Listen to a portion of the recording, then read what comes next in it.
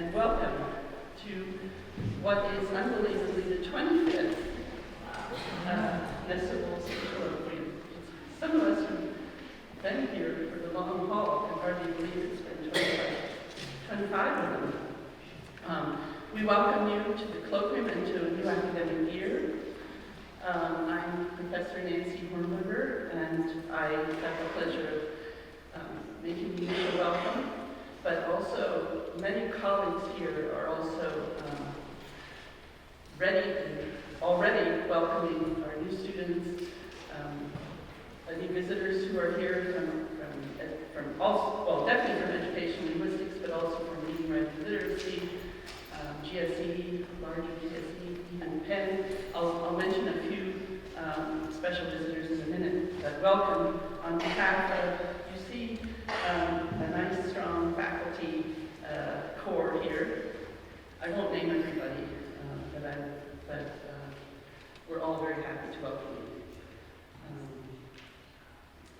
So, this colloquium honors the memory of Professor Nessa Wolfson and simultaneously celebrates the tradition and continuing vitality of the three programs that she founded in the mid-1970s under the dean at that time, Del Hines. The Ph.D. in Educational Linguistics, the two master's programs, one in TESOL and one in Intercultural Communication. And I'll talk a little bit more about that in a bit. The colloquium exists at the initiative of both colleagues here, but also the family of Nessa Wolfson, and primarily her husband Harvey and his wife Judy, Harvey and Judy Wolfson, who have been here. Harvey has been at every Nessa Wolfson colloquium since we started, and he is very, very sad to miss this one. Harvey's not here today. They had planned to come, but some unexpected things that they had to attend to in Florida came up just recently at the last minute, and so they're not able to be here. But there is great representation of the Wolfson family. The succeeding generations are here. We have, there's Harvey Nessa's son, Mark, is here, Mark Wolfson, and his wife, Karina, who has also brought colleagues from the translation and interpretation team at CHOP. So welcome, this very special welcome to all of you. We also have the next generation, the succeeding generation represented. Harvey and Nessa's daughter, Mary, one of her children, Robin Banerjee, who's sitting right here front and center, who has come for the last several years. He's looks like he's, at least for one of his majors, he has a double major in linguistics and economics, is going to sort of carry forward the linguistic research tradition of the Wolfson family, because he tells me he's going to apply to graduate school this fall in phonology. So welcome thank you so much for being here. And I also would like to offer a special welcome to Nessa's longtime colleague and family friend, Ed Bowe. Thank you, Ed, for being here. Ed is a professor at Graduate School of Education since 1966. So he was here to welcome me when I came 20 years later, and is still hanging in there. So thank you for being here. Nessa Wolfson earned her Ph.D. in linguistics at Penn, working with Valdes and Hines, and her thesis, which was published in 1982, was titled "The Conversational Historical Present in American English Grammar." American English Narrative. Narrative, an important word. She was using it back there in 1982. An intrepid, perpetual, and acutely perceptive researcher of language and daily interaction as it unfolded around her, she was author of such memorable articles as, I hear this mentioned all the time, "Don't Dear Me," "Compliments in Cross-Cultural Perspective," "Pretty Is as Pretty Does," a speech act view of sex roles, and "The Bulge," a theory of speech behavior and social distance. So just hearing the titles of her publications gives you a sense of how lively and sort of down-to-earth Nessa was, while at the same time being a mover and shaker in TESOL and sociolinguistics throughout the 1980s. She regularly convened something called the Sociolinguistics in TESOL Colloquium at TESOL conferences, and I think maybe also AAAL conferences. She co-edited volumes charting fields of inquiry well ahead of their time, including her volume Sociolinguistics and Language Acquisition back in 1983.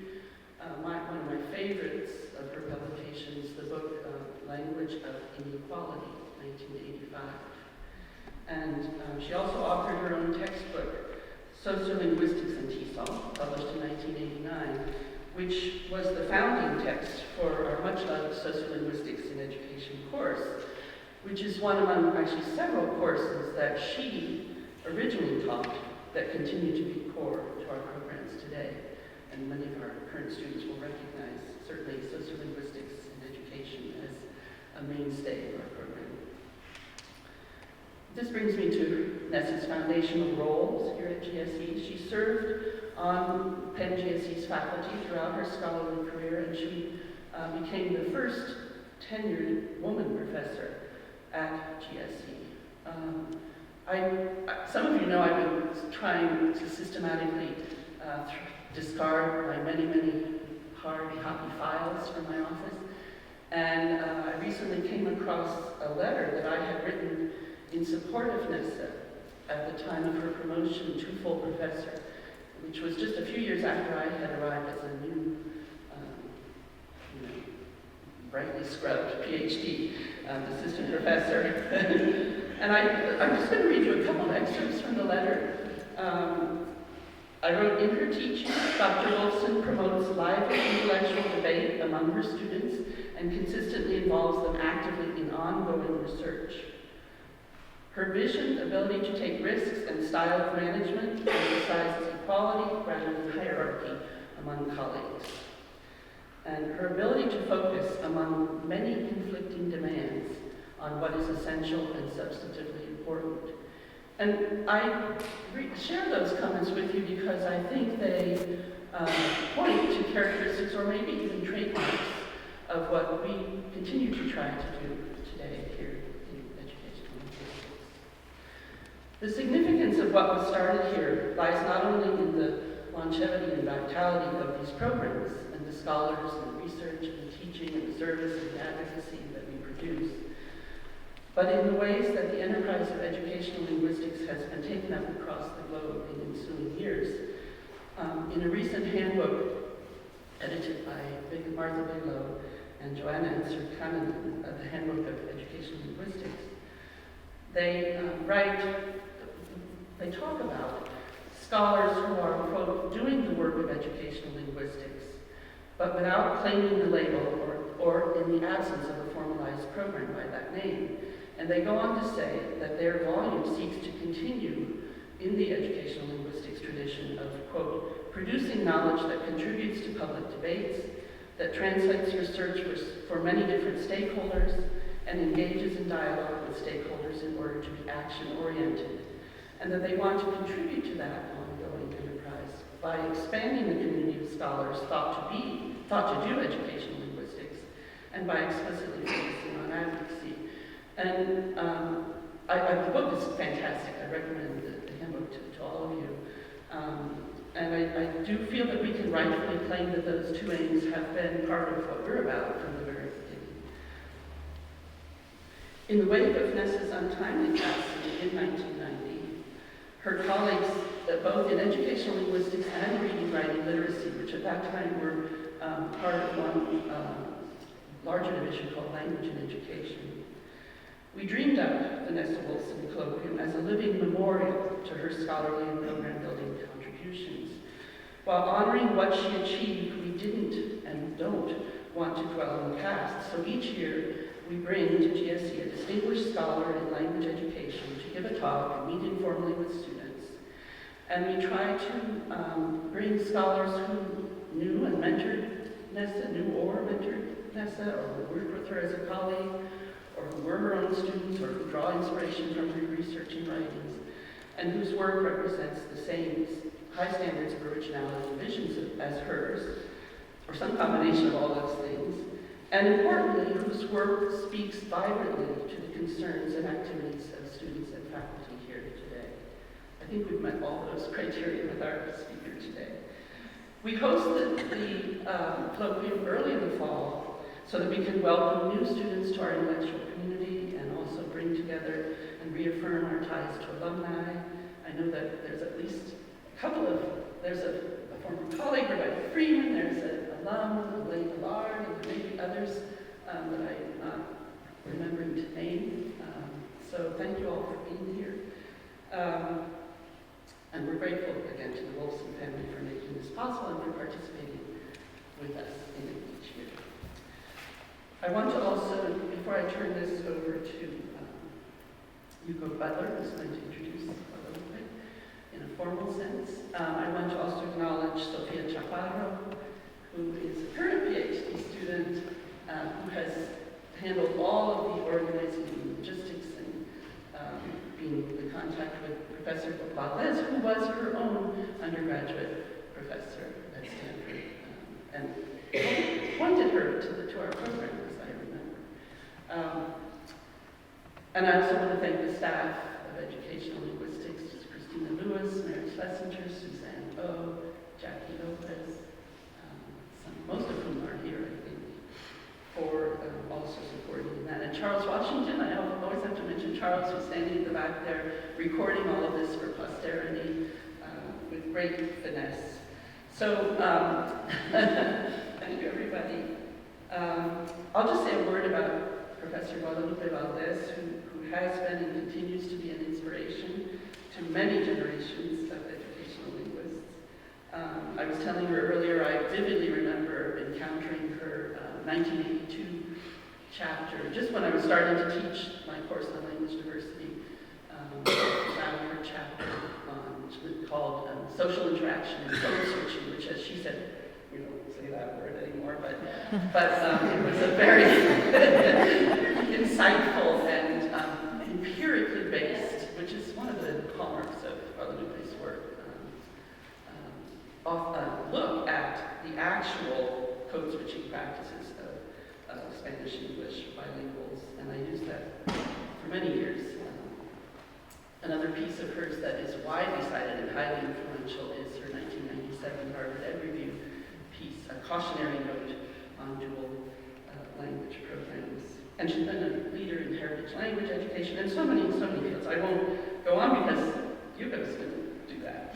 I greatly look forward to hearing what Dr. Valdes has to say today. And again, welcome and thank you all for being here. Hugo.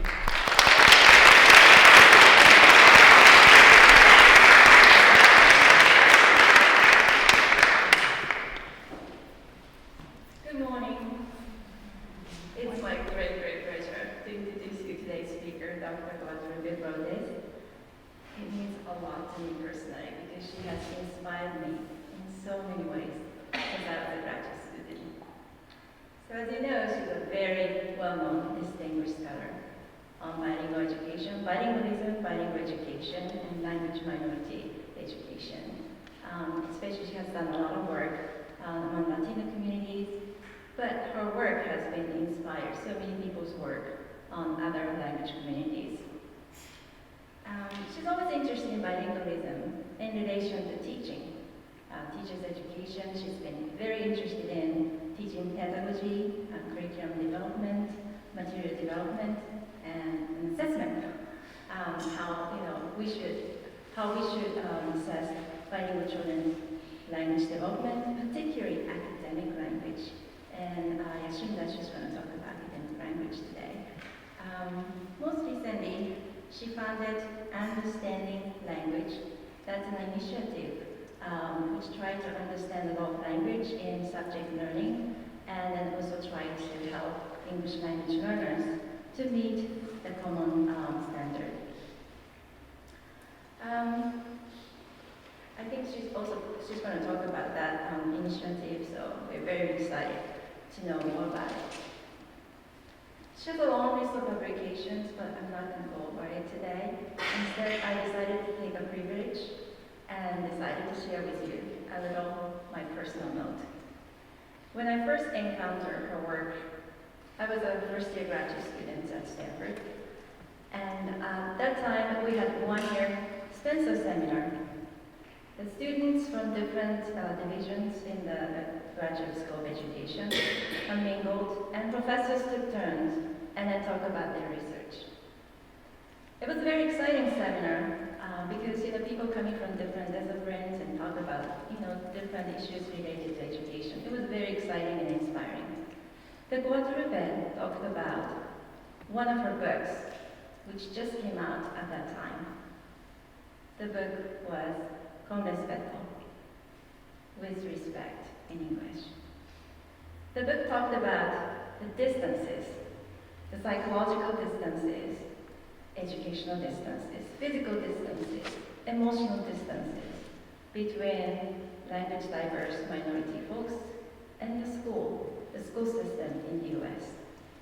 It was based on very rigorous ethnographic work with very deep, thick, and then vivid descriptions about what's going on in people's lives and in people's mind, with very thoughtful discussions, sometimes very provocative, but thoughtful discussions. And the book hit me very deeply. And I still strongly believe that her core message in the book, as the title shows, with respect, respecting people, that's the most important, most critical, most fundamental notion that we should never, ever forget, as long as we engage in education. I still strongly believe that. And I feel so fortunate that I could learn it at the beginning of my career, thanks to Guadalupe. So without further ado, please join me to welcome Dr. Guadalupe Valdes. The title of her talk today is Curricularization of Language, Unexamined Assumptions, and an Intellectual Mechanism.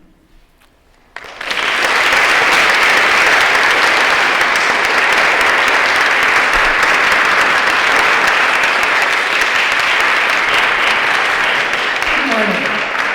Thank you very much for a warm introduction, Yuko. I really appreciate it and remember you in that seminar as I think back on it. And Nancy, thank you for your kind words as well. I'm very honored to be here today, to have been selected to be the speaker for this colloquium that honors the memory of Dr. Nessa Wolfson. Professor Wolfson was an inspiration for many scholars of my generation, and we learned much from her work in applied linguistics and sociolinguistics. For example, her work on complements was one that was basic to my own understanding of complements, and I served as a frame for my work on complement responses in Mexican-American bilinguals.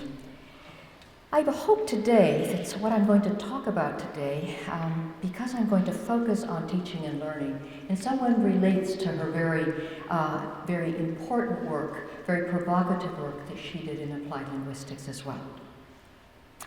So let me begin by telling you what I'm going to do today. In this presentation, I'm going to focus on the seemingly neutral activity of teaching and learning languages. I'm going to talk about unexamined assumptions in language instruction, things that we don't talk about, because it's just such a knee-jerk, right? We're going to learn languages, we're going to teach languages, and we don't question what we do when we do that. And I'm going to talk about the implications of these current curricularizing practices. And notice that this term curricularization and curricularizing sticks kind of in your throat, because we don't really say that very much, right? But I really believe that it's important to talk about what is curriculum and what it means to curricularize language when we know a lot about language, and it's certainly not a curriculum subject, like any other curriculum subject, and that's my point, right? But I want to talk about what are the implications for that, particularly for Latinos in the United States. And I'm going to start out by saying that we're living in interesting times.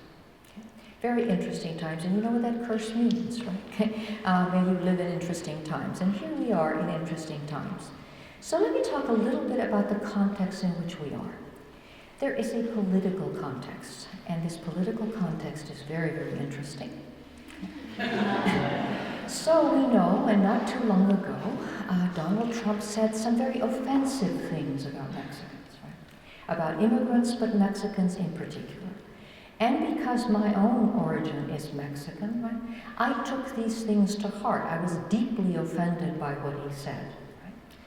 And what was interesting to me is what were the responses and the non-responses, right? Who responded and who did not respond was very important to me. Right?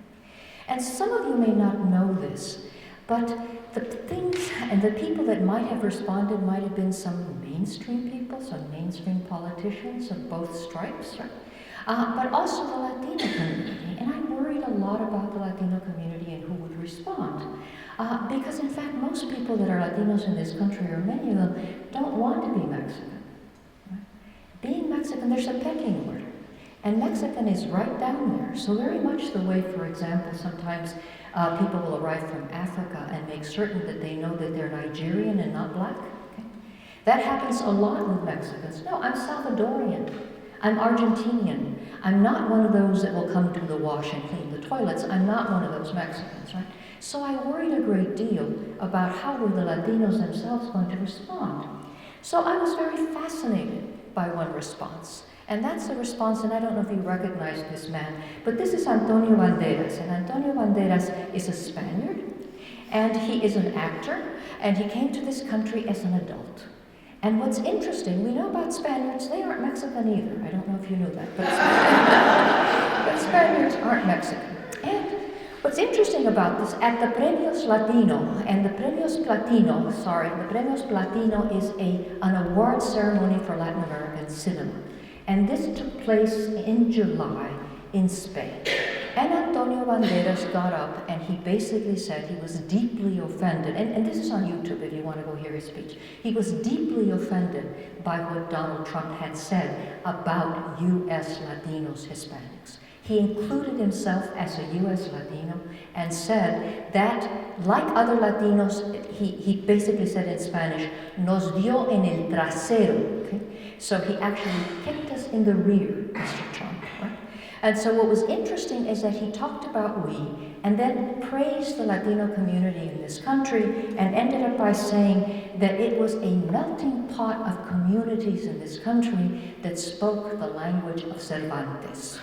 Don't you love it? I love it. So, what this points to, what this pointed to me, is that there is this new pan-ethnic community being formed. Latinos are now a pan-ethnic community. And if you followed Cristina Mora, and in her book, Making of Hispanics, and this is a beautiful book that I recommend, she attributes this making of Latinos to three different groups. Okay? The media, okay? That was very, very interesting in creating Latinos. Okay? Univision, Televisa as an example. And also the particular activist community that wanted to say we are in fact a group that will have voting power and you better worry about us. Okay? And another group which was the business community, to whom can we sell? And so essentially what she says is that to create this pan-ethnic community, you had to define the community ambiguously, and it was defined as hardworking and religious and family-oriented. And interestingly, that meant that Spanish was de-emphasized as a key characteristic. Okay? Some of us who care about language might worry that Spanish was de-emphasized as a characteristic. So pan-ethnicity, I argue, raises important questions about future multi-competence in Latinos, and I'm using multi-competence here and citing Cook, but I have other definitions about multi-competence that I will talk about later, and intergenerational transmission. Now, intergenerational transmission is associated with what Fishman talked about when he worried about language maintenance and language shift, right?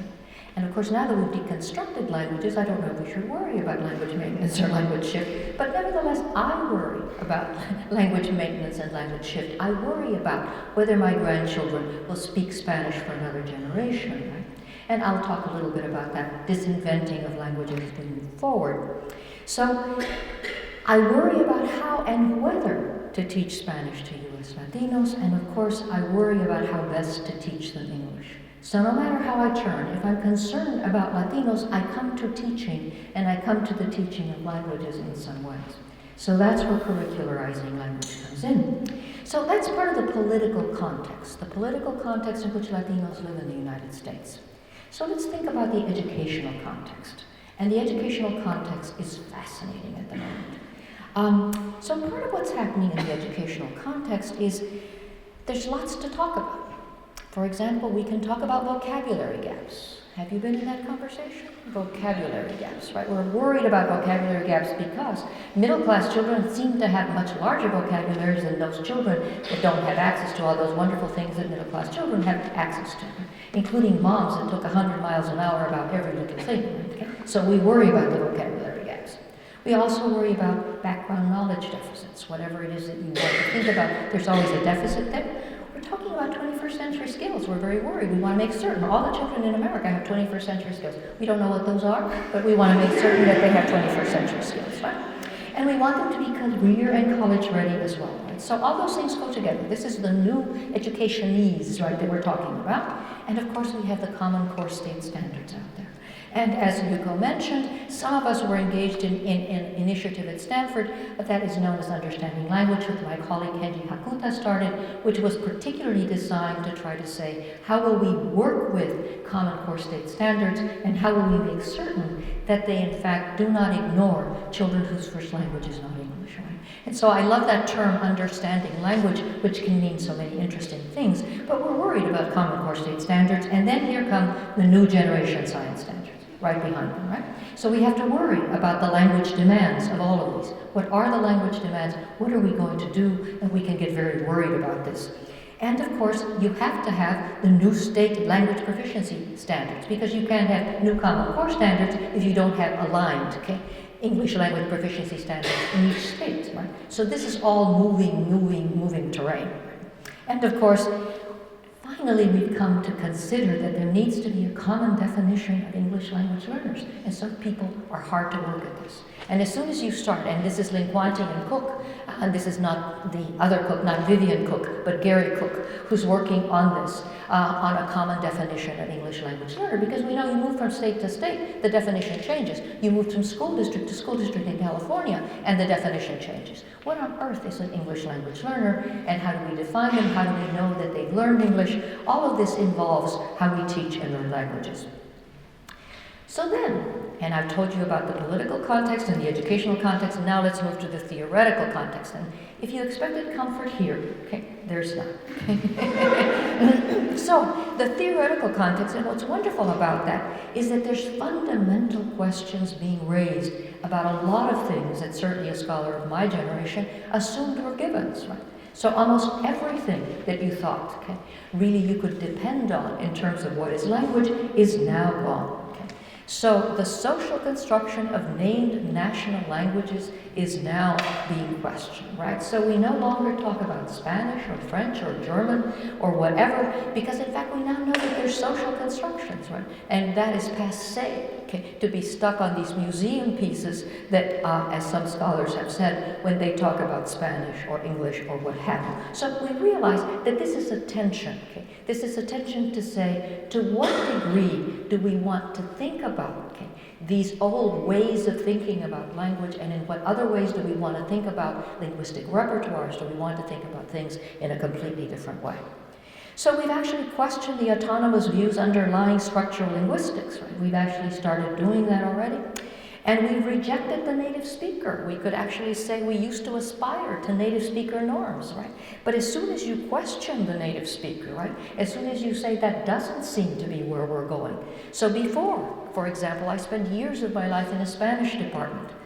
That's a peculiar place to be, by the way, but I can talk about that. But anyway, I spent years of my life in a Spanish department among those folks that really believe that native speakerdom does exist, and there's a pecking order if you're a speaker of peninsular Spanish as opposed to Latin American Spanish, and down at the bottom there is US Spanish. Right? So there's a wonderful pecking order within departments. So if you are there, then you realize that if you advertise for someone who's a Spanish professor who has native or near native competence, you knew what you were talking about. Now you really don't know what you're talking about at all, right? Because we now have said, what do we mean, the native speaker norm? Okay? What kind of native speaker are we talking about what do we mean by native speaker norm. And of course, as soon as you do that, then you can't test to the native speaker norm.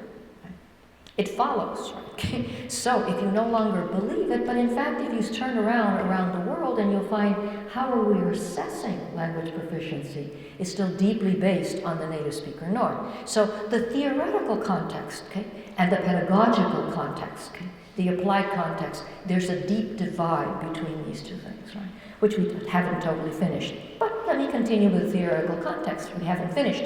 So the function and strength of multilingual linguistic practices in which resources are used flexibly is something we've begun to talk about. And there we go into transidiomatic practices, and we go into metrolingualism, if you like. I love metrolingualism, the idea, no, I'm kidding. I just think that these things suggest, right, like translanguaging, pushes in different directions to think about language differently, right? So if we talk about, why don't we talk about code switching anymore? Because we're thinking about two systems, two codes, and once you believe in two different codes, then you can talk about code switching. But if you no longer believe in different codes, then code switching is certainly not relevant. So that's where we are in the theoretical world. And of course, excuse me, in terms of the assumed linearity of second language acquisition, remember, a lot of the research that we've done in second language acquisition, thank you, Nancy, I have a bottle right here, thank you very much. That's such an important thing to do, to think about taking a drink of water, yes?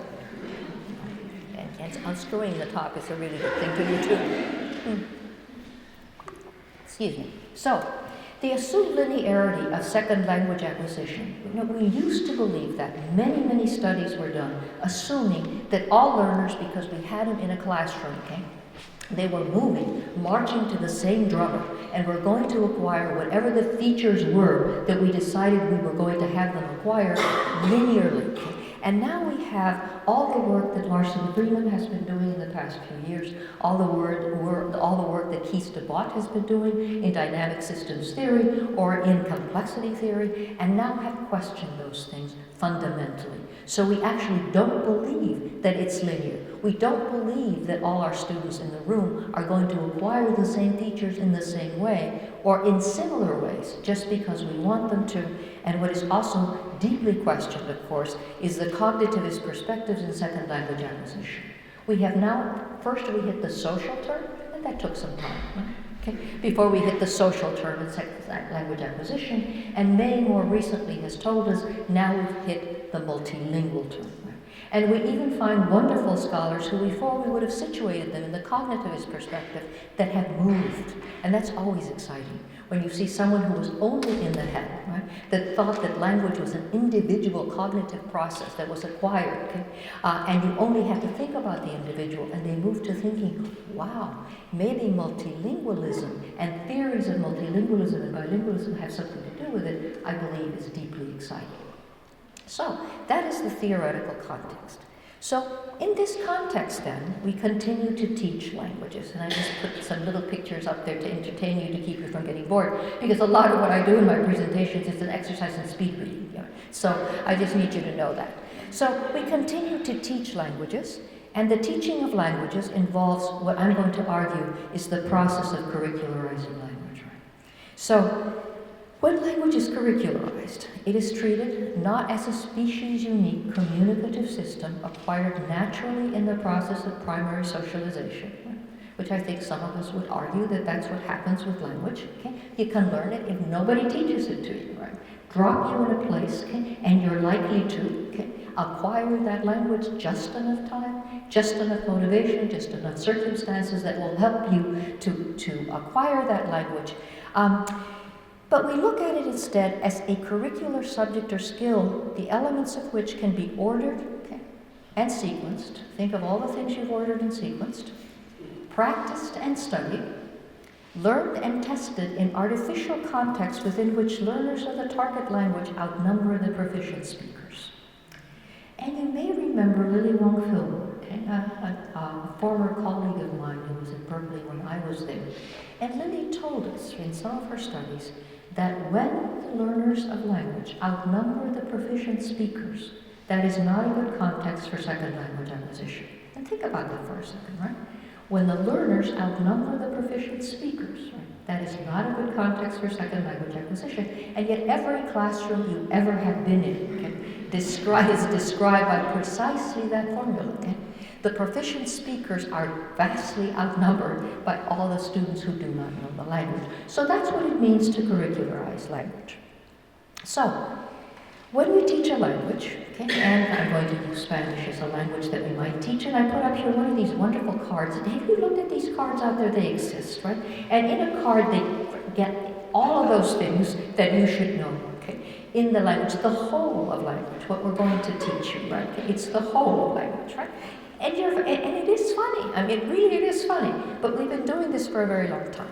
So we're selecting, what we're really doing is selecting elements from a particular variety or dialect of a language, be that what it might be, for instructional purposes as if they could be arranged into a finite, agreed-upon set of structures, skills, tasks, and functions. And we seldom question that. Okay? Why do we always teach this before that? In Spanish, I once did a very foolish thing, wrote a textbook, right, okay, in which I wanted to start teaching the subjunctive early. Don't do that, okay? Because teachers aren't used to that. It doesn't matter how it's acquired in children. That shouldn't preoccupy us at all, okay? We teach it after we teach all of these things, and every teacher who's ever taught Spanish has been trained to teach it just in that order, right? So you couldn't possibly cope, okay? We have curricularized it, okay, so that it comes late, right? For no reason at all, unless you still believe in contrastive linguistics, okay? Right? Because that's the only thing that would anchor you to say, right? Once you actually have done contrastive linguistics and you decide if language A has this and language B does not, then we've got to be able to teach what language A does not have and language B does have, and so on, right? So we've done a lot of that. So language is seen as a complicated trajectory of levels and courses. Take a look at this. This is ESL at a community college, right? It will seem familiar to you, I'm sure. If you look at this, ESL 90 begins here, and from ESL 90 you go into ESL 92, and then you go to ESL 93, and then you go into ESL 94, and then you can finally go into ESL 51, okay? And that is the credit granting part of it, right? And we have this kind of structure for English, for ESL, in community colleges all over the country. Okay? For a while I was involved in a very interesting project with the Carnegie Foundation, in which they were interested in mathematics in community colleges. And we were very interested in the ESL, okay, part of the ESL students who went into mathematics. And what we found is that students in a lot of community colleges were out of aid before they could get out of this track. That is amazing, right? But what you have here is, this is the most extreme example of language curricularized, right? You cut it up into bits and pieces, and whether you cut it up into, first we do speaking, and then we do listening, and then we do whatever it is, right? But there's always some kind of formula underlying, okay, the curricularization of language and why we do it that way. So when language is curricularized, then, it is approached as if it were an ordinary academic subject, the learning of which is parallel to the teaching and learning of other academic subjects, such as science, history, or mathematics. When I was still teaching at Stanford in the teacher preparation program, I no longer participate in the teacher preparation program because I was frustrated, amazingly enough, horribly frustrated. But the language teachers would come in, okay, and they would immediately want to see themselves as identical to the other language, to the other teachers of the other subjects. So when they talked about what is their content, okay, so what is the content of history? What is the content of mathematics? What is the content of biology? What is the content of physics? And what is the content of language, right? And they would immediately say grammar. Okay? So that was their content. Okay? Amazingly enough, they really believed, okay, that they had to be strong in their content, right? Some of them didn't speak the languages they were teaching, okay? But that didn't bother them at all because they were strong in their content. You see the contradictions, right? And so we've done this, okay, in non-English languages all the way, okay? And we have done that in English if you teach English outside of this country, right? So they're interesting contradictions of what is the expertise required to teach that language to begin with. So what I'm going to talk about then is curricularizing language, and here are the mechanisms that I'm going to suggest are involved. So when you curricularize language, you really have a great deal to say or have to do with language policies and institutional requirements. You have traditions of instruction, teaching materials, and instructors' competencies. You're involved with learner categorizations. They become a very important part of curricularizing language. You have these required assessments, and needless to say, you have the ideologies of language, but you also have the conceptualizations of language. And I'll talk a little bit about each of these, and you might want to quibble with me about whether I should separate ideologies of language and conceptualizations of language, but I want to see what you think about that later. So let's begin then by talking about language policies and unit and credit and institutional requirements, because those are very, very important when we curricularize language. So one of the things that happens is that language policies, and those are enacted at all kinds of levels. They're enacted at multiple levels, the state, the school, the district, and they regulate both ESL and ELD, if you want to call it English as a second language, English language development in California, we call it ELD, or foreign and world language instruction. And now we're moving to calling it world language, right? But in fact, the old foreign language still sticks, right? So we establish, and these language policies establish the specific languages that are offered as subjects in schools. Okay? What's on the menu comes from these policies, right? So why do you have French and Spanish and German? Okay? And you've had them all along, but you can't study Polish in high school, right? Okay? It would be very, very difficult to find certain kinds of languages in the curriculum. At Stanford, one of the policies that we have is that anyone that wants, if you can get 5 students who want to study any language, will find you someone to come teach you those languages, right? Okay? So in fact, you can fulfill the language requirement. With any language, you can get 5 people, okay, to want to study with you. It's lovely, but it is a policy, okay? It is a policy even to allow, okay, that language to count as a world language for your educational requirement. And for example, in New Mexico, there was for a long time when I was still in New Mexico, a battle as to whether Navajo could count as a language that would fulfill a language requirement. So these policies really matter in terms of what's on the menu. And of course, they establish the competencies and proficiencies that are to be expected and that are going to be, for example, familiar to us as the ACTFL standards, the American Council for the Teaching of Foreign Languages standards. Okay? And then you also have, of course, the English language proficiency standards, the WIDA standards, known to many of you, whatever the state standards are for English language proficiency, the Common European Framework of Reference standards, for example. So there are many sets of standards out there, right? And these are policies, because once you have them out there, people think of them as realities. And remember that these standards, okay, are not based on empirical research. Okay? They're consensus documents. People got together in a room and they said, what do we think beginners can do? What do we think intermediates can do? What do we think advanced can do? And we all together decide. And those we who got together were those people who used to be, who are in classrooms where the learners outnumber the proficient speakers. Okay? I just remind you, right, that those are the circumstances, okay, where you came to your ideas about how language is acquired, in what order, what the trajectory looks like. So then, you have to align the levels, the requirements, and the assessment. So that's what policies will do for you. Right now, part of the shifting terrain in American education is getting aligned all of these pieces. So we have new Common Core State standards coming in. We have to align the English language proficiency standards of all the states. And now we've got to align the assessments with all of those things, right? And we hope they align. Sometimes they don't, right? And when they don't, it's those children, okay, that we care about here in this room that are the ones that suffer the most. So, moving then, okay, so I told you about the policy. So moving then to what about traditions of instruction, teaching materials, and instructor competencies? And those matter a great deal when you curricularize language, right? Because obviously, traditions of instruction include levels of language instruction. You've never had a single language program that doesn't have levels. We've got to have English 1, English 2, English 3. We've got to have Spanish 1, Spanish 2, Spanish 3. Why? I don't know why, right? We just have to have them. We have to have the levels, right?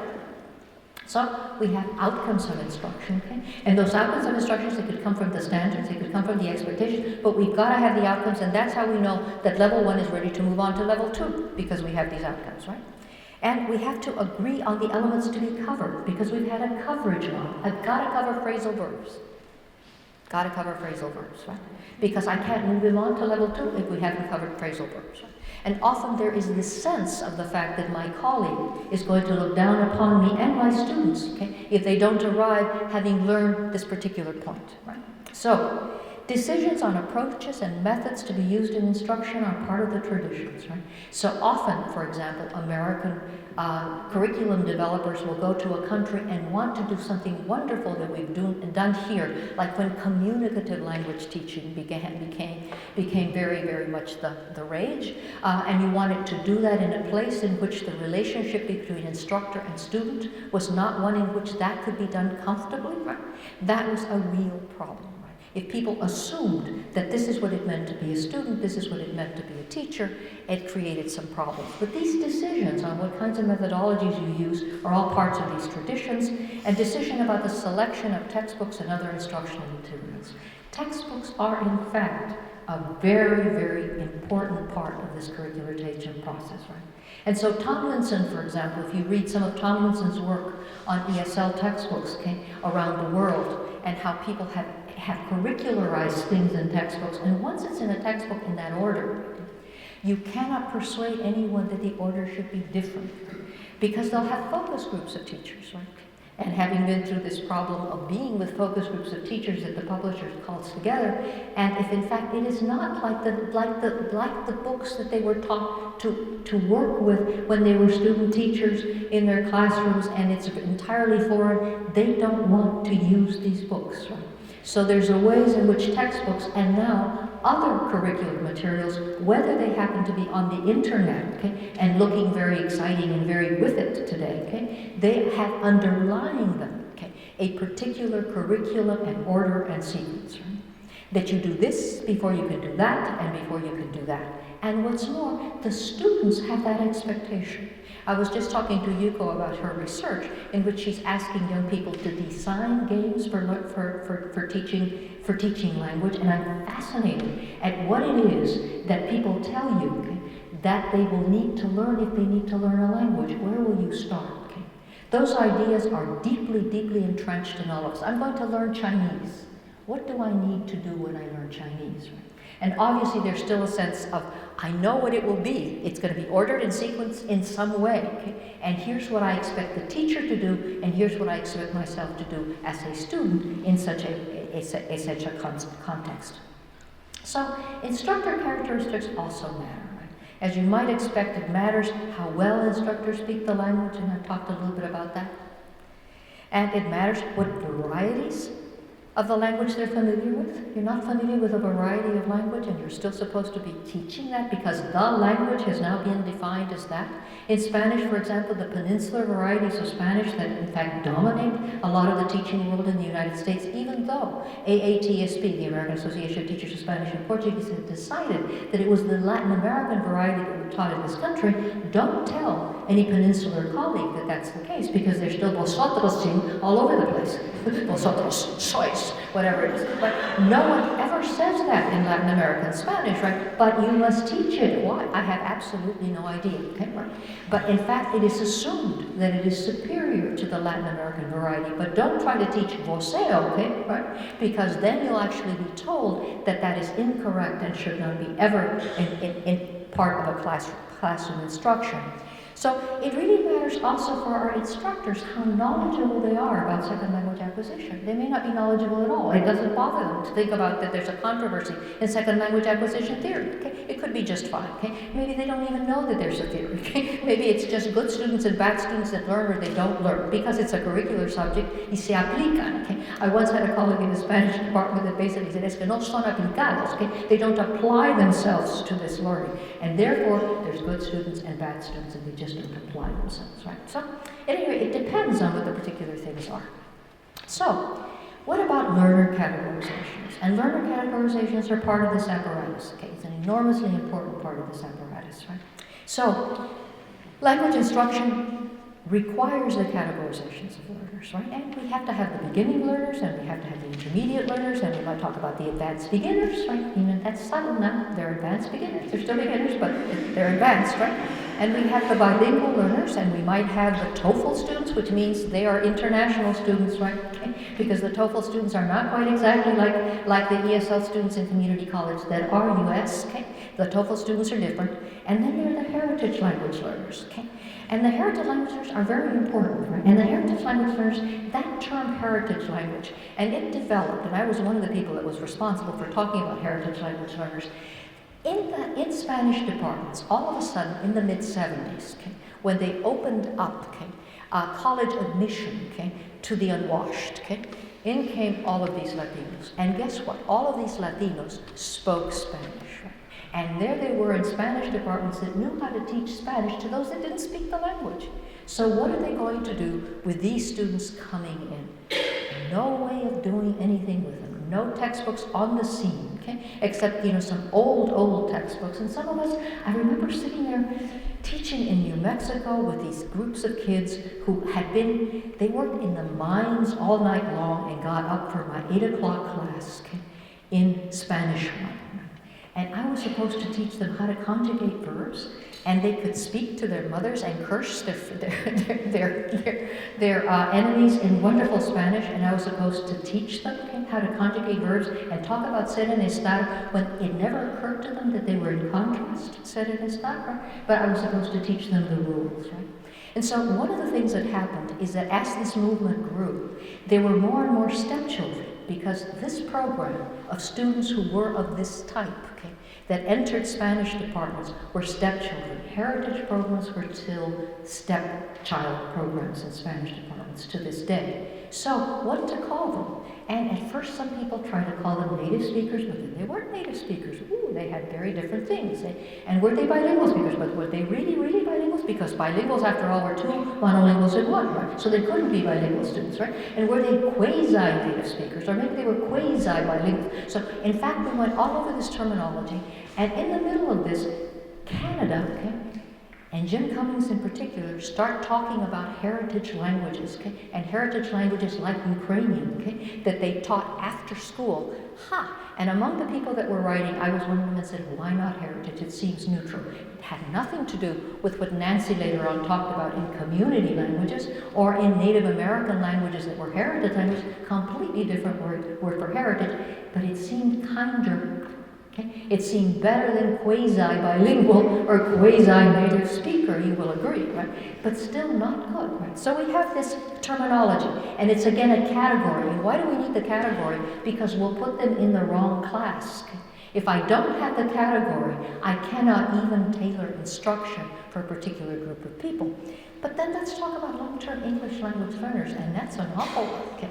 That one came to us late. Okay? It's now reified in law in California. You have to identify these long-term English language learners, and these kids are supposedly those that have not been redesignated. Okay? They have not been reclassified as fluent English speakers. It doesn't matter if they do everything in English. Okay? They're still long-term English language learners. They don't read and write.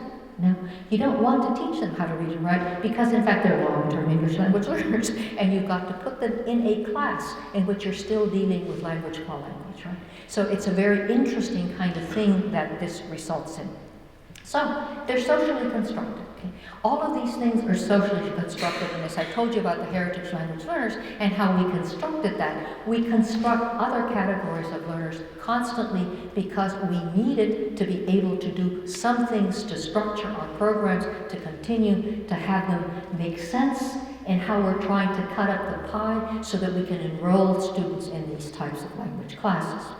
So, let's move then to the required assessments. Needless to say, the required assessments, and you know, the required assessments in language might involve listening, they might involve speaking, they might, and here I just pulled something out just again to entertain you with a picture, but you might do something with general reading, with general writing, academic reading, academic writing. The word academic bothers me a lot.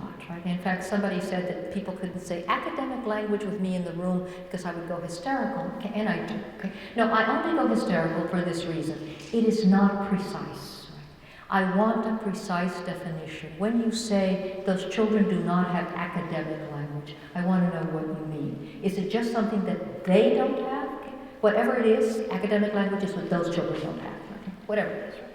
But people use it in many, many different ways. They mean standard, non-standard. They mean language of a specific discipline. They could mean anything, right? And I just want to know, what does your adjective mean? And why do you need your adjective, okay? And do you mean language for doing intellectual work? Okay?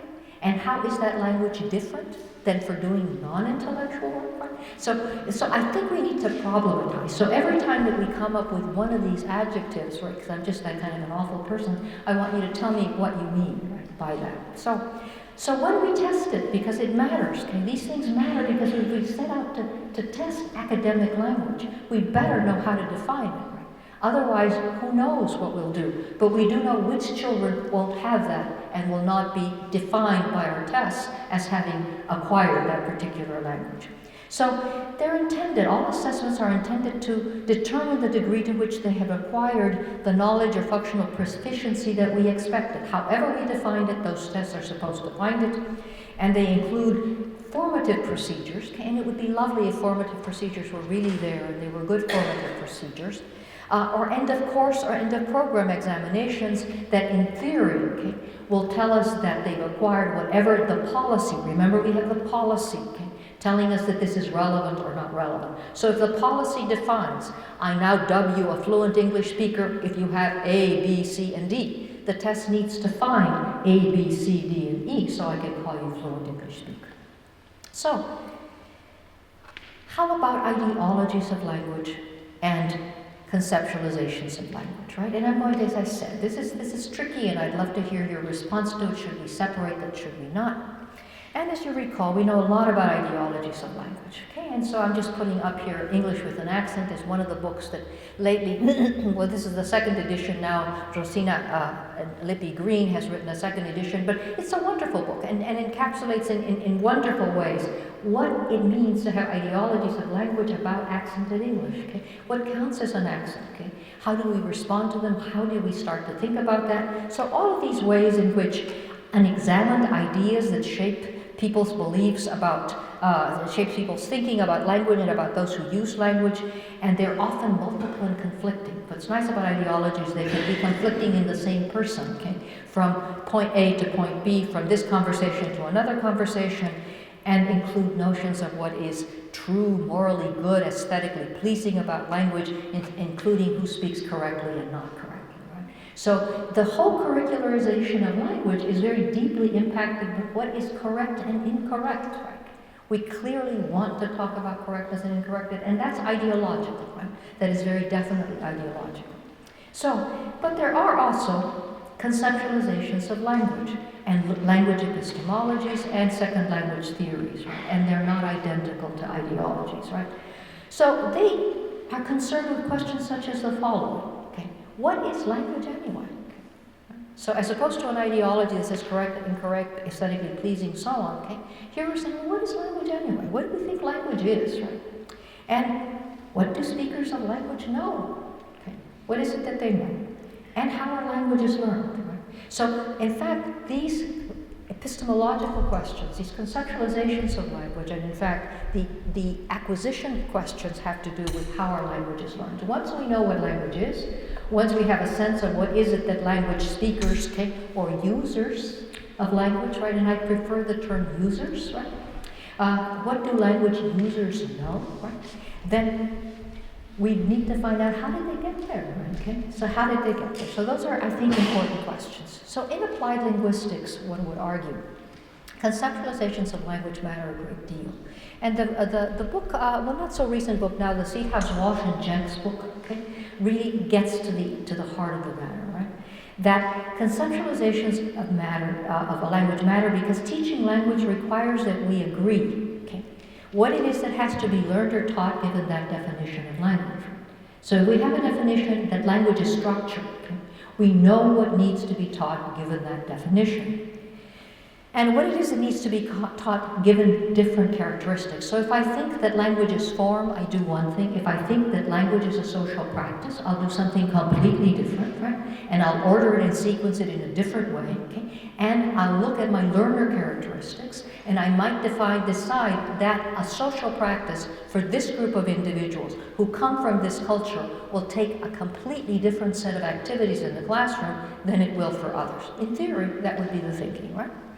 And so, what we know and don't know about how those aspects of language are learned, right? And there's so much we don't know about how particular aspects of language are learned. I think the research is still in its infancy, okay, about what is learnable and what is teachable, right? And we had the teachability work that went on for a while, but it too came from a particular perspective, right? So when we start talking about, for example, in some of the work of those folks who are engaged in usage-based linguistics, applications to applied linguistics, and what is a learnable then? Okay? What shall we call a learnable then? Which I find very exciting. So what we know about what is teachable then matters to us a lot. So Cook proposes, and this is Vivian Cook, now back to Vivian. Okay? So Vivian Cook proposes 6 definitions of language, and I added a 7th, and I'm going to put them all up there. And he basically, in this book, in the Seed House book, he has a wonderful article in there on definitions of language, and he says, well, it could be a human representation system, it could be an abstract external entity, it could be a set of actual or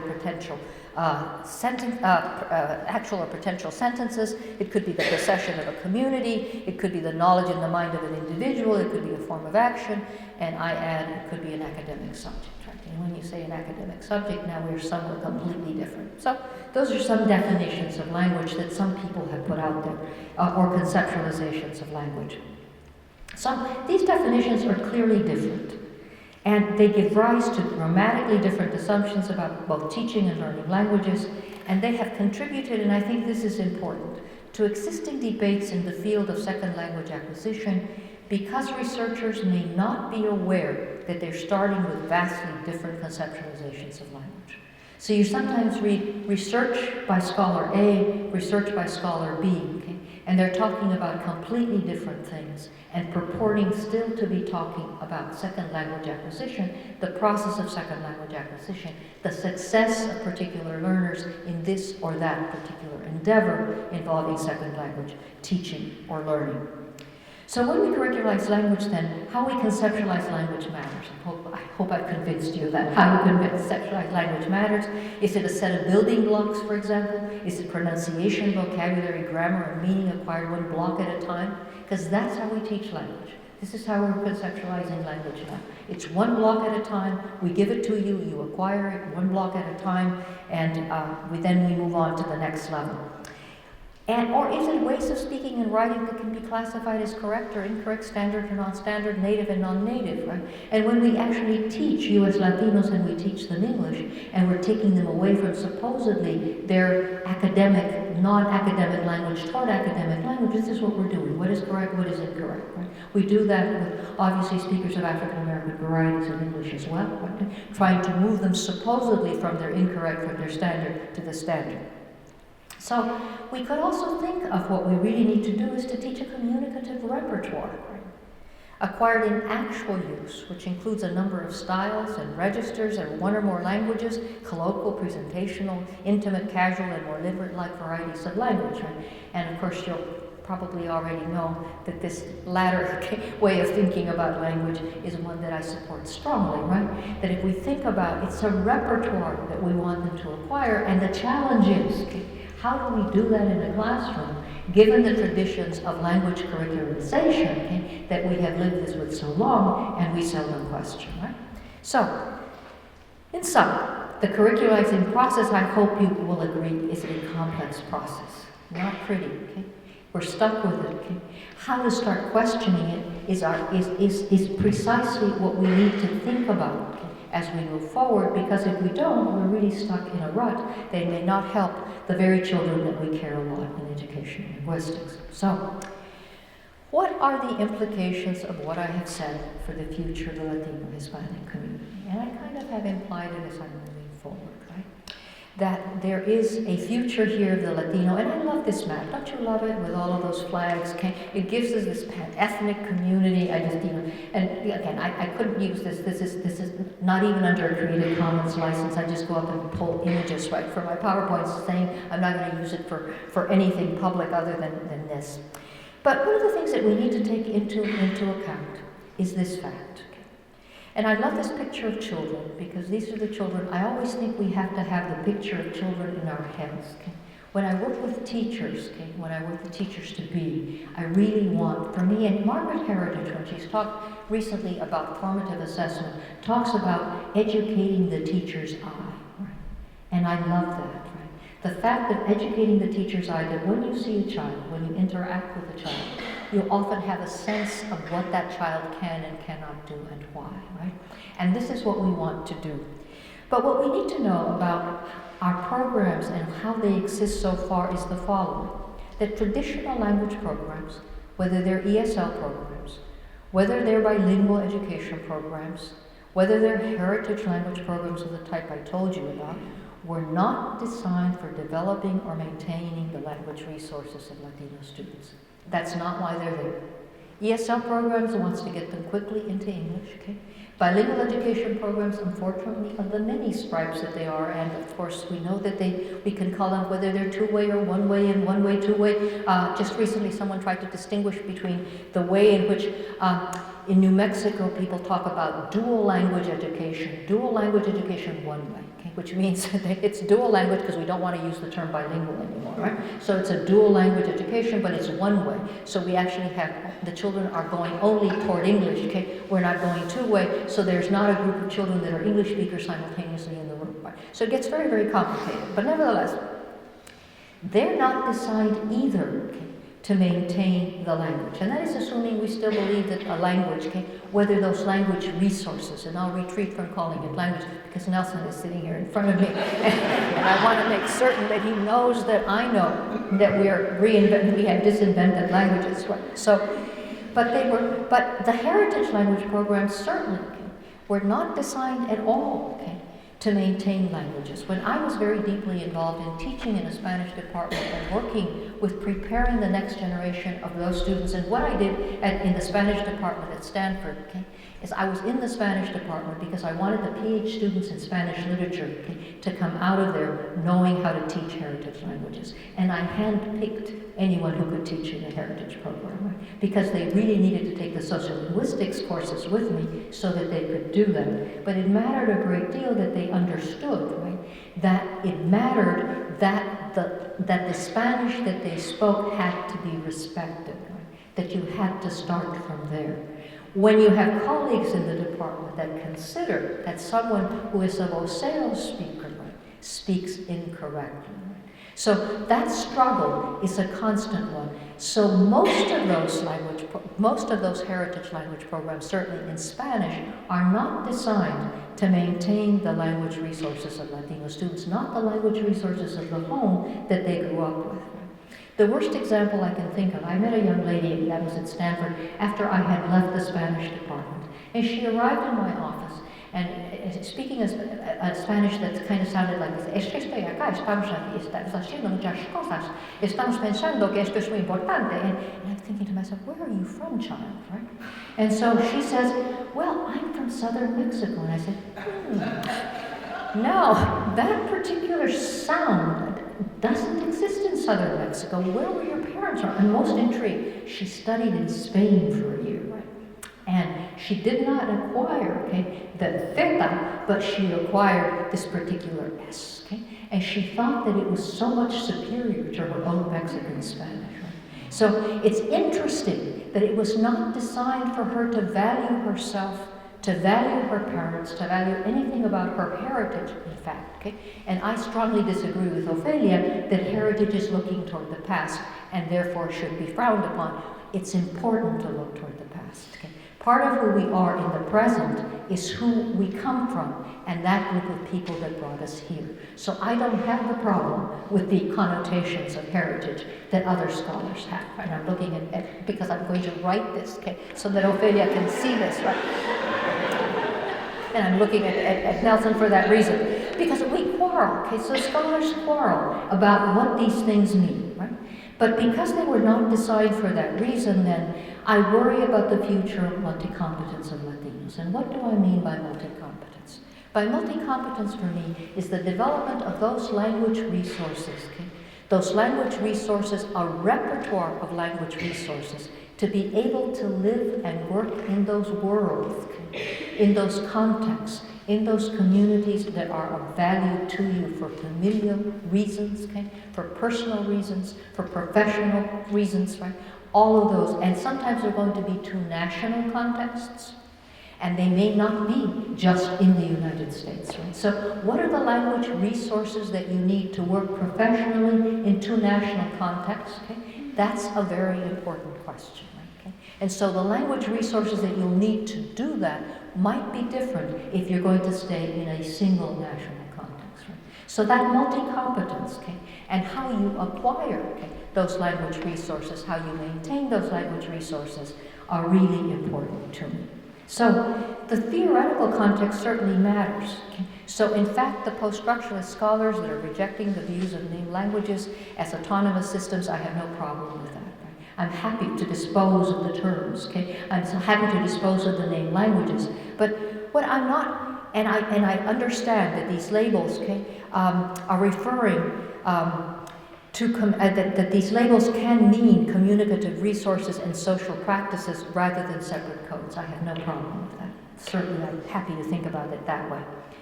But I also am concerned about intergenerational continuity. And intergenerational continuity, what do I mean by that? I happen to have a slew of grandchildren. Okay? A slew of grandchildren, and I was able to, okay, and this is a big task in my life, to continue, okay, the use of Spanish in my children for another generation. And now I'm at the third generation. And it really matters to me to continue the use of Spanish to another generation, and I love it there the fourth. Okay? So, what are the conceptualizations that undergird that? I want my grandchild Diego, okay, whose grandparents are very interesting, okay, whose grandparents are the Mexican side, and on his mother's side, Tamil and Peruvian. Think about that for a moment. Mexican, Tamil, and Peruvian, right? Okay? And so this child does speak Spanish, thank goodness, because a Peruvian aunt lived with him for many, many years, right? Not because of his grandmother. His grandmother only visits. No, that's not totally true. But it matters to me, and why I'm using the particular example is because it is really the case that Diego will use Spanish in the U.S. context, but he will use Spanish in the Peruvian context, and that is a different context. Right? So I want the language resources so that he can do that, and they're not going to be identical to those used in the United States, and he may be in contact with speakers who in fact do not have language resources that include aspects of English that are present in U.S. Spanish. So those are very interesting challenges for me. So how you think of intergenerational continuity matters to me. So meanwhile, however, the teaching of both English and Spanish continues in school. And you remember, say after me, repita por favor, right? Okay? And so we have the constant ways in which we thought about teaching Spanish. Okay? So by focusing on curricularizing language, I've sought to draw attention to the specific pedagogical questions that must be addressed by those committed to both educational access and equity for Latinos, as well as to their future linguistic multi-competence. Right? So we care about educational equity and access here. Okay? And I must say, if put to the test and I ask, what would you rather have? For the Latinos that you dearly love to be successful here, okay, in the educational context, or to maintain Spanish, I'm going to say to be successful here in the educational context. Okay? Unfortunately, that is the choice that I will make any day. Okay? Not that the other doesn't matter, but their whole lives are spent here, and they must succeed, and they must acquire English well, okay? And they must use it well and comfortably, whether people are putting adjectives like academic in front of it or not. So, the challenges are many. We must take into account the impact of race and culture and identities in second language education. We really need to do that. We can't pretend that race doesn't matter. And we've got to understand and examine the manifestations of racism and language ideologies that to determine how together they impact the lives of these minoritized students in their journey to develop and maintain a repertoire of complex linguistic resources. Okay? And we have some young scholars doing wonderful work, leading the way, okay?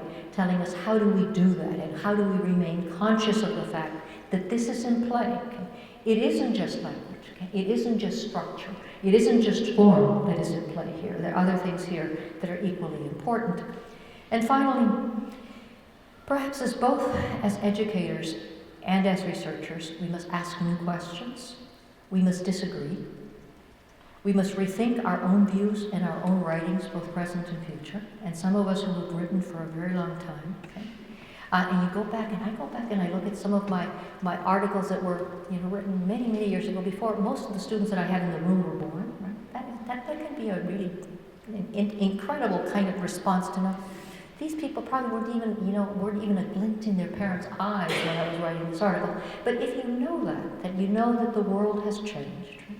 that the ways that we're thinking have got to change, and we've got to rethink what we thought, so that we can support the rich language heritage of Latinos and other minoritized speakers of immigrant heritage, community, and Native American languages. To me, that's what's very important. We've got to do that together.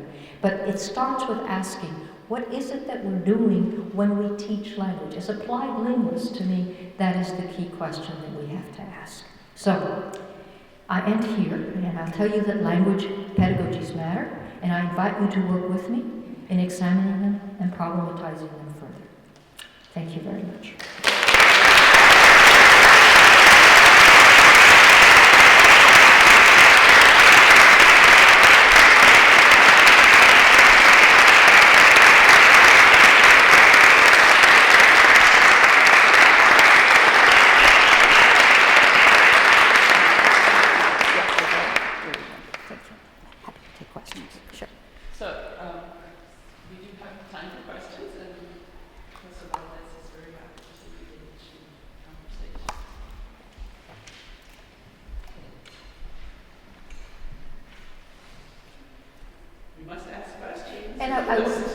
So let me encourage you might want to go in a different direction. I'm very interested in translating and interpreting. Run a course right now in which I train school and community interpreters. I'm a certified federal court interpreter, and I'm so happy that people are here who are doing interpreting and translation, because that's very, very dear to my heart. So if you have any questions along those lines, especially having to do with school and community interpreting, because there's a lot of things that we have not done in school interpreting, okay?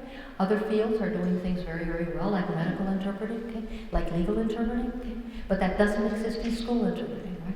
And whenever people begin to talk about interpretation in schools, quickly you move to translation, okay? And it's very, very difficult. So if you have any questions in that line, because I know that some of you are here who care about interpreting, I'm happy to talk about that, although I didn't say a thing about that.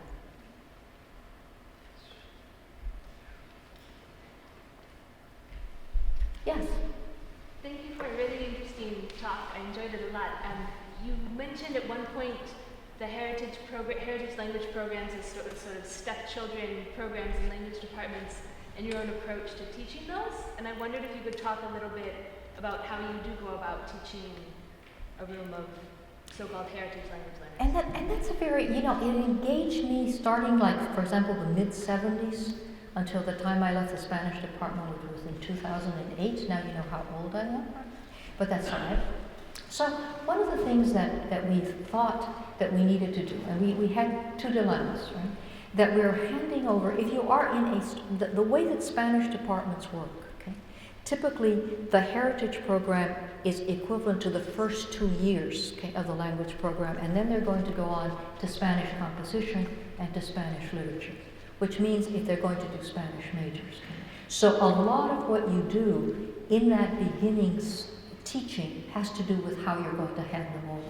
So if you're going to hand them over to advanced grammar and composition, if someone doesn't have the meta language to talk about the subjunctive, okay, they're going to be lost, right? So then a lot of things are in place because you have to move them to have that meta language, and at the same time you want to reinforce the fact that what they bring is a treasure. So in a lot of the work that I did was trying to have students discover, right, that they had wonderful resources that came from home. Wrote textbooks, wrote 2 textbooks, Español Escrito y Cómo se Escribe. Ended up hating Español Escrito, right?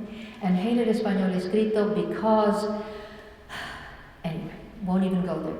I'm removing my name entirely from it. If publishers get a hold of you, that's the problem. When publishers get a hold of you and you have a contract, you can no longer change anything in that textbook without their approval, and if you decide not to be an author, they can hire someone to keep writing that textbook. Right?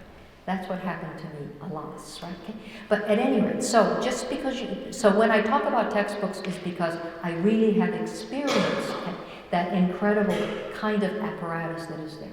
But the idea was in those textbooks of trying to say most US Latinos, when they arrived in heritage language programs, could understand most of them the most subtle humor.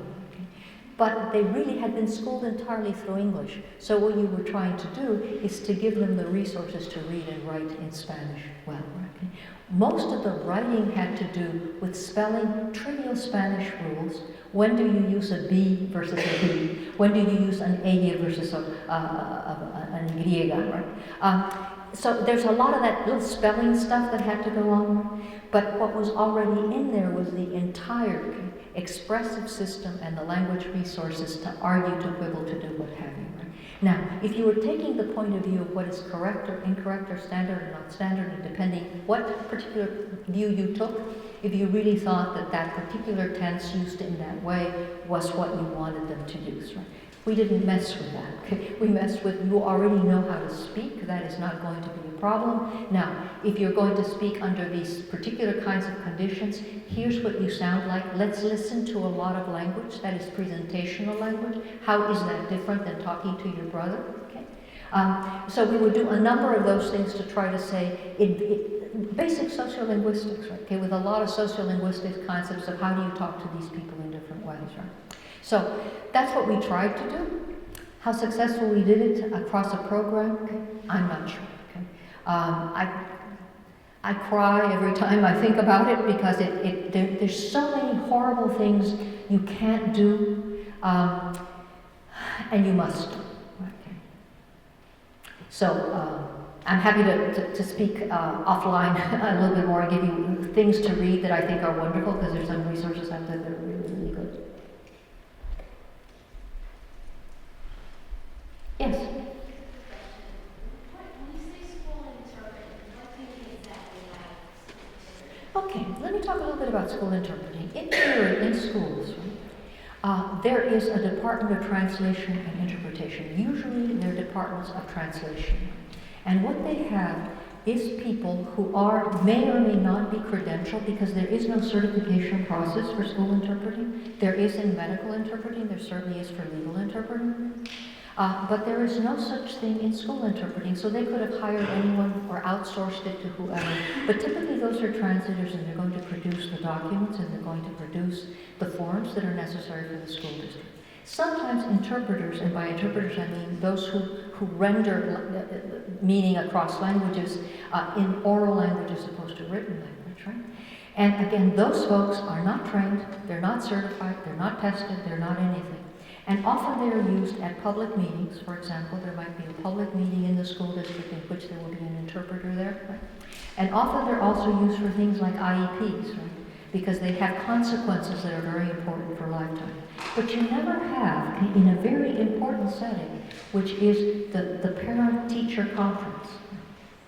And if you look at the law, right, it'll basically say that schools have an obligation of having that parent-school relationship. Okay? But you can't have a very good parent-school relationship if in a parent-teacher conference you're calling it either the janitor or using the child himself, okay, as an interpreter. There is no. Okay? And of course, schools are going to tell you that they can't afford to provide interpreters, okay, for parent-teacher conferences. Right?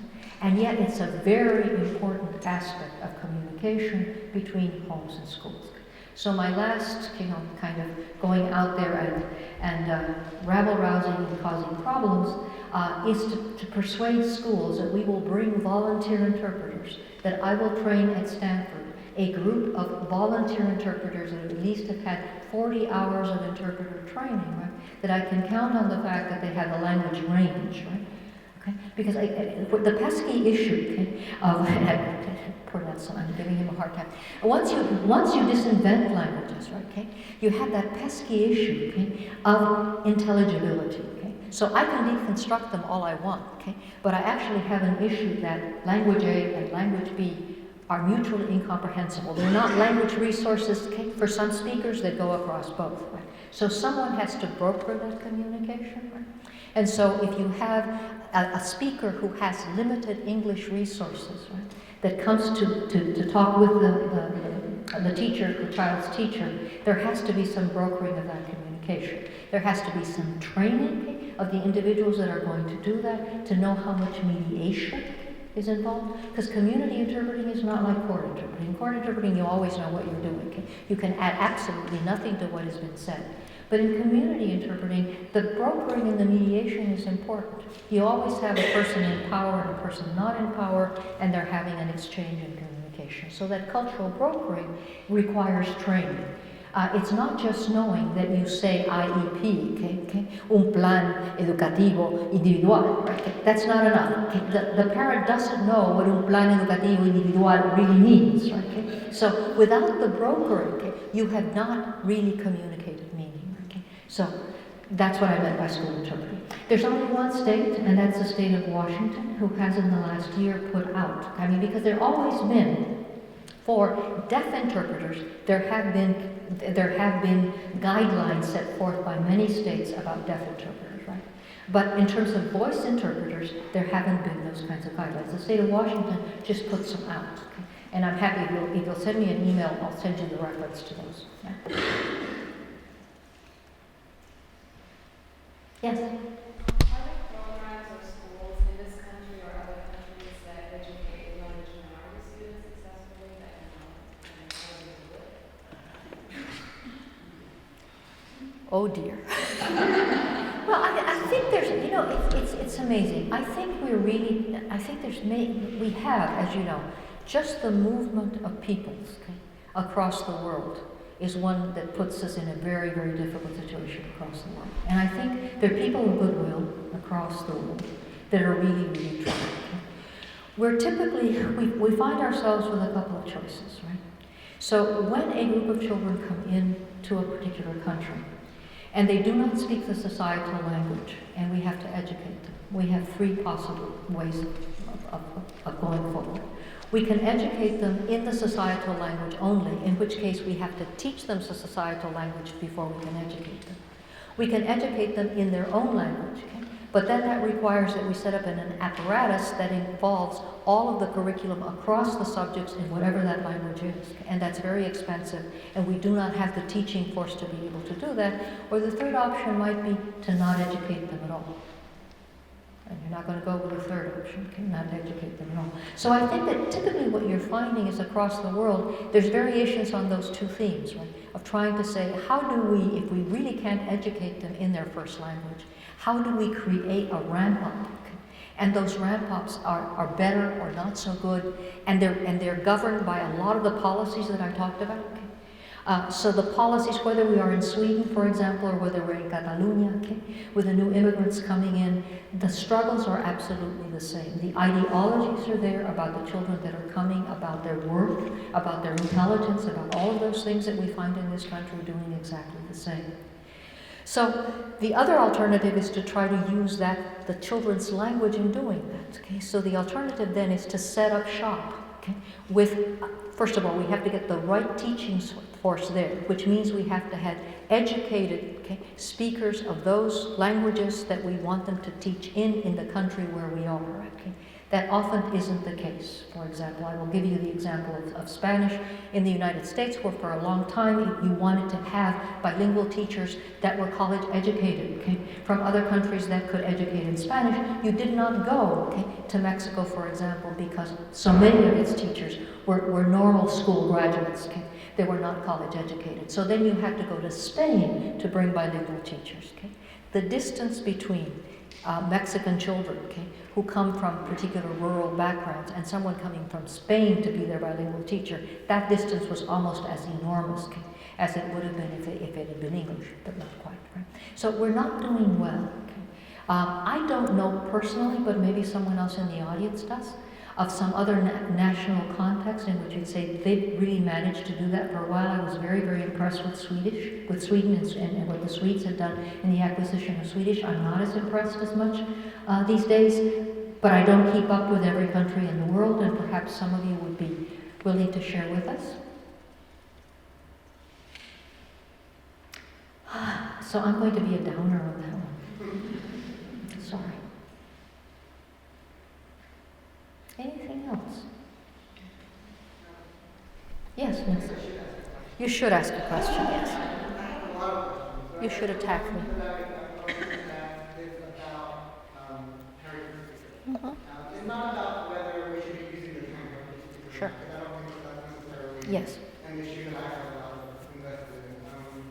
The question, so your point about thinking about the past, I think is an important one. But I think the critique has been that we get stuck in the past, right? And that heritage speakers are then held to standards of like the home country, and are expected to speak in the ways of the home country. So I guess the question I have is, how can we talk about maintenance in ways that don't get us stuck in the past when we know that languages are always changing, especially when they're in contact with other languages?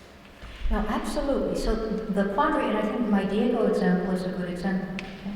So I actually could have Diego just absolutely speak as a U.S. Spanish speaker in California, but when he arrives in Peru, okay, and not necessarily, and again, Peru Spanish is changing too. It's not stuck in the past. It's not as if it stayed somewhere, right? Okay? But I want him to be very proud of that Peruvian heritage. But I also want him to be able to talk to the cousins and to the grandparents, and if he really wanted at some point to spend time in Peru to study, okay, or to conduct business there in the future, it would be good if he could. Okay? Now, and we know that what will happen to the Diegos of the world is if they go to Peru long enough and stay there, okay, and are in that context, they will in fact acquire, because that's in fact, he will acquire the language resources that are there. The trick will be that time between he arrives, okay, and he is laughed at, and his decision to stay and to continue further. Right? Because that same rejection, okay, that one has, and why it works that way, as we know, that response to a speaker that does not conform to the norms that are expected there will cause issues and problems. Right? So while I don't want, okay, to actually take them to the past and say, let me teach you Peruvian Spanish the way it was in point one, I want to make certain that that maintenance includes, okay, an understanding that those languages vary, okay, and that in fact there are features in their linguistic repertoire that have to be acquired if they're going to use that in a different national context. Right? So to me it isn't about the past, it continues to be about the present. So I think that's where we quibble a little bit. Right? I don't know how to talk about it, but maybe you will help me, because to me it's not about the past. Okay? That present is changing too. Okay? It's not, there's no stuck in the past. Okay? For example, if I go using some of my old Mexican expressions from when I was a teenager, okay, nobody uses those anymore. Part of it is the problem with maintenance. Because that sticks to a static kind of a language that we can keep holding on to it forever. Yeah. Possibly so, yes. I'm just trying to write an article right now contributing to a volume in honor of Joshua Fishman's work, right? And stuck just precisely in that place, how I want to talk about intergenerational transmission, because I really do mean intergenerational, and to me that matters a whole lot, right? That it is maintained, and those people that, and it was Einar Haugen, again going way, way back into the past. It was Einar Haugen who spoke about the Norwegian language in America and talked about the fact that and it's a wonderful article, it's called The Stigmata of Bilingualism by Einar Haugen. And in it, Einar Haugen talks about the fact that he was condemned to all these dangers of bilingualism that people kept talking about just because his parents wanted him to participate in two worlds. Right? And that's really what you're talking about. You want them to participate in worlds, okay, that are not immediately accessible in the context in which they are. Right? What those worlds are and how we define those worlds, where we think about them in the past, I don't happen to think about them in the past, right? But I certainly will agree that the national language departments in this country tend to be stuck in the past and do have all the museum pieces that we would want to talk about, right? Which that's why it makes me so sad to talk about teaching heritage languages in Spanish departments in this country. Yes? As someone who's a subject English educator and not a linguist, I was trained by Mary Shortgirl, so I'm in conversation Yes, with yes. linguistics a bit, just a bit. I was wondering, what advice would you have for those of us on the reading English language arts side of this? I'm finding that a lot of the work out of my dissertation, where I was looking at, reading linguistically originally as a tool to help my predominantly African American English speakers, but there was enormous resistance from my sort of that field to taking up some of these concerns. That just because we have language arts in our one of our titles doesn't mean that we're actually considering language. So what would you suggest that we do as we take up the curricularization of English in the age of the Common Core? Like, how can I sort of bridge that gap a bit more? Because, we have more Latino students in our schools than Black students now. And we're just not taking it up. We're not taking it up. Yeah, we're just not taking it up. And it's interesting. I probably don't have a lot of faith into approaching reading and writing as bits and pieces of language. I'm probably a top-down person much more than I'm a bottom-up person. So, for example, I'm now engaged in a reading and writing initiative in the school, and that's what we call it, the Reading and Writing Initiative. It is a process writing initiative with high school students, all of whom are Latinos. And it is a wonderful little charter school, and I call it learning from the small. This is how I defend my presence at a charter school, by talking about it as learning from the small. This is now my 4th year that I'm in that particular charter school. And the program that we have essentially is using process writing, using a set of texts. So we come in with a set of related texts. For example, an experience with language is one of the themes we start out with, in which we start out with a reading, for example, by Amy Tan, on her 2 languages. We have a reading there also on Helen Keller, and when she acquired language. So a set of languages that are an experience with language, and then the prompt, asks the students to talk about an experience with language, right? But in reading, what we do, and we're doing very Common Core types of approaches, in Common Core, we're actually wanting to find things in the text, right? But we're starting top down with things in the text, and our motto is, writing is about ideas. You can always hire yourself an editor, Because that's true. Writing really is about ideas. Right? So for those Latino students, what I want them to do is to care about what they say and what they're writing about. And so we do all the things that process writing does, so that, but nicely aided by computers, so everyone writes back. Nobody wants to do several drafts of the same writing, unless you help them with computers, right? So they're writing on computers, they upload everything to Google Drive, so the teacher can have access to whatever it is that the kids are writing. And so, but again, it is a top-down way of thinking. It is a top-down, so that in fact I can come down and we edit. So we typically say, once the ideas are in place, so you must revise, and then we'll get to edit. But when the idea is in place, we're ready to dress it in its Sunday best. But as one of my teachers says, and I love it, and she was trying to, and you know how the students, when they're very insecure, they begin to write. They quickly begin to edit what they're writing. They write one sentence and they edit, and they write one sentence and one edits. And she says, oh, no, this is the wrong time. You're putting your lipstick on in the shower. Don't you probably imagine of putting on your lipstick in the shower? So we're saying, no, when the ideas are fine, then you dress them in their Sunday best. But when the ideas are not in, then you don't dress them in your Sunday best. So what has been very important to us then is to say, when do you need that meta-language to talk about language? To get back to Mary Shepard. To me, when you need the language to talk about the language is when you're editing. Now I may need to tell you, you know what? You actually have here a comma, and you need a comma. You need a comma before a conjunction, okay, in these cases, right? So I need to be able to talk about it, but I also need to make certain that my teachers can talk about this. But I need to simplify the meta-language for the teachers as well, because the teachers that are teaching with me, okay, really don't have that meta-language. And for me, whether it's Mary Shepard or whether it's SFL or whatever it is, right, okay, that is a meta-language. That is an analytical meta-language that for us as analysts is wonderful, okay? I probably don't believe as much that we need to teach it to teachers. I can get my results, okay, in helping the kids edit, okay, before that. Now, Lily Wong Fillmore, in some of the work that she continues to do, she talks about juicy sentences. Okay? And one of the things that she does with her juicy sentences pedagogy is to take, for example, pretty much the same kinds of things. If you're reading a text, okay? You get into the text and you say, here's where I can find this and here's where I can find that. So you're in the text, okay? But you're not actually starting from the word going up to the sentence, going up to the paragraph, right? Okay? But occasionally you'll pull out a juicy sentence, okay? And you can do something analytical with it. And you could say, okay, now what is the main point here, and how do you know that? And what are all the related ideas around it? And so she has a particular procedure that, for example, Kathy O'Connor is also using, okay, up at Boston University. And so they've written quite a bit about this. So it is sort of teaching kids to attend to structure without using an elaborate, okay, meta language to be able to analyze it, right?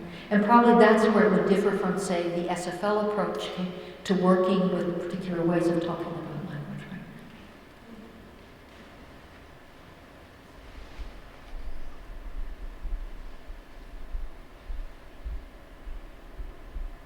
Thank you all so much for being such a wonderful audience. I really appreciate it.